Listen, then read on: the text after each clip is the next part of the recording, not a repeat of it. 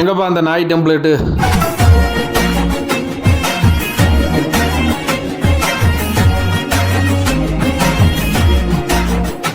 அதாவது இவங்க பண்ற முட்டாள்தனத்தை திட்டி திட்டி ஓஞ்சு போனோம். அதனாலதான் அந்த டெம்ப்ளேட்டை தூக்கி போட்டேன். நல்லா அந்த ஹஸ்கி டாக் ஆட கீழே ஒரு தம்ப்நெயில் வச்சிருக்கேன் பாருங்க. ஒருத்தர் கப்பையை பிளந்துட்டு போனட்ல உட்காந்துருக்கேன். அது இந்த வருஷம் தேவர் குரு பூஜையில எடுத்த போட்டோ கிடையாது. ஒரு சில வருஷங்களுக்கு முன்னாடி அதே தேவர் குரு பூஜைக்கு இப்படி போன ஒரு கூட்டத்தில் எடுத்த ஒரு போட்டோ. அந்த போட்டோக்கு பக்கத்திலே ஒன்னு எழுதிருக்கா, evolution becomes revolution, the Rise of Planet of the Apes. அதாவது the Rise of Planet of the Apes படத்துல அந்த குரங்கு குட்டி கூட இவங்க அளவுக்கு சேட்டை பண்ணிருக்காது போல.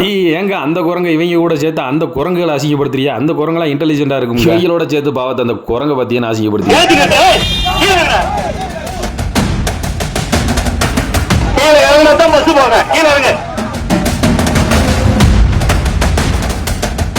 சொல்றேன். ஒரு தம்பி மாதிரி அண்ணன் மாதிரி சொல்றேன்.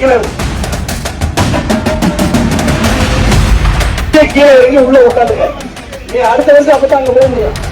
நீங்க நினைக்கிற மாதிரி போலீஸ் பயந்துலாம் இன்னைக்கு பேசல. அதாவது தம்பி மாதிரி சொல்றேன், அன்னை மாதிரி சொல்றேன்னு. இன்னைக்கு இந்த தற்கொலைகள்ட்ட அப்படிதான் சொல்லணும். இல்லைன்னு வச்சுக்கோங்க, அதை ஒரு காரணமா வச்சு ஒரு ஜாதி கலவரத்தை ஏற்படுத்தி விடுவாங்க. எதுக்கு இந்த தற்கொலை பேலுகளால ஒரு கேஸ் அந்த ஊருக்குள்ள கிளப்பணுன்றதுக்காண்டியே போலீஸ் அமைதியா நிற்கும். இவங்க எல்லாம் பாக்குறப்ப ஒரு விஷயம் தான் தோணும். உடனேயோட ஒரு தட்டு தட்டி மூடி ஸ்கூலுக்கு போடா அப்படின்னு நீ விரட்டி இருந்தீங்கன்னா இன்னைக்குவே இந்த மாதிரி வளர்ந்து நின்றுப்பாளா? இன்னொரு கேள்வியும் மண்டையில வரும், பெத்ததே அப்படி இருந்துச்சுன்னா